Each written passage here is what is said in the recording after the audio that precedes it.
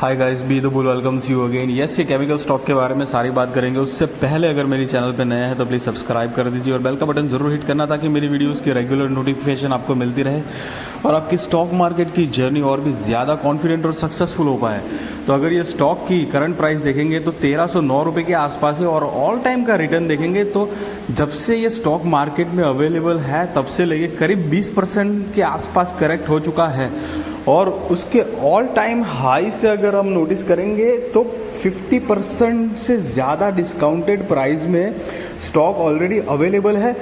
ये मार्केट का down trend है जिसकी वजह से ये आपको प्राइस दिख रही है। प्लस कंपनी इतनी बुरी नहीं है कि इतनी ज़्यादा फॉल बैक हो जाए, बट मिड कैप क्वालिटी की कंपनी है, मार्केट में नई कंपनी भी है तो हो सकता है कि ये ऐसी गिरावट आपको दूसरी बहुत सारी ब्लू चिप कंपनीज भी है जिसके अंदर फंडामेंटली भी बहुत स्ट्रॉन्ग है और पुरानी कंपनीज है, उसके अंदर भी ये 40% 50% का करेक्शन दिख रहा है। तो it is nothing new for this market.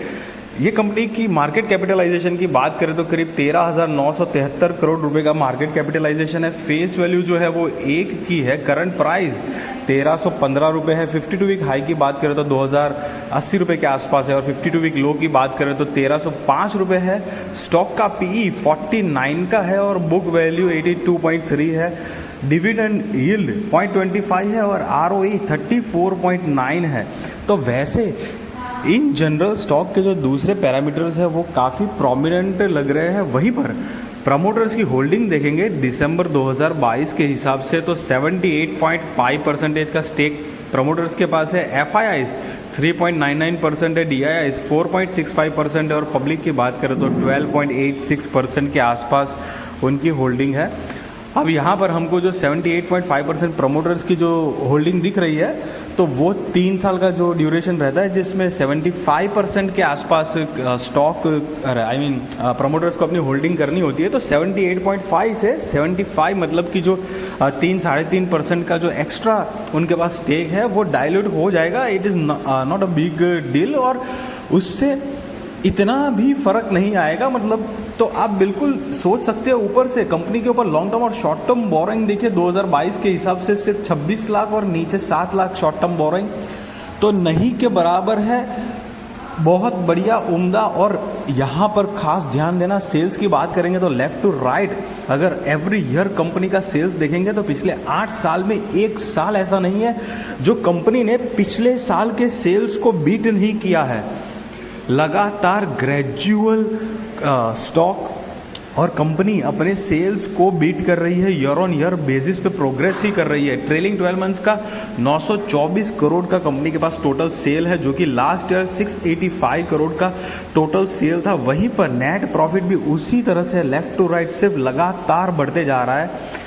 इस साल मतलब ट्रेलिंग 12 मंथ्स का 285 करोड़ के आसपास का कंपनी का नेट प्रॉफिट है और 229 करोड़ लास्ट ईयर था। उसके एक साल पहले 198 करोड़ था। याद रहे एक चीज़ नोटिस रखना कि स्टॉक मार्केट में पिछले 2 करीब साल से अवेलेबल है, बट कंपनी का बिजनेस ऐसा नहीं है कि स्टॉक मार्केट में आया है, कंपनी ने फंड रेज किया है तो अच्छा प्रदर्शन कर रही है। नहीं, उसके पहले से ही कंपनी बहुत बढ़िया परफॉर्मेंस कर रही है। So that is a very very very good point and noticeable point. Company के रिजर्व्स और सरप्लस की भी अगर हम बात करेंगे तो 3 साल पहले 341 करोड़ के आसपास का कंपनी के पास टोटल रिजर्व्स एंड सरप्लस था जो कि 750 करोड़ के आसपास हो गया। और टोटल असेट की भी बात करेंगे तो 925 करोड़ की अभी 2022 के हिसाब से टोटल असेट है जो पहले 3 साल पहले 430 करोड़ की ही टोटल असेट थी। तो reserves, surplus, asset, sales, net profit, promoters holding, long term borrowing, short term borrowing तो नहीं के बराबर ही है।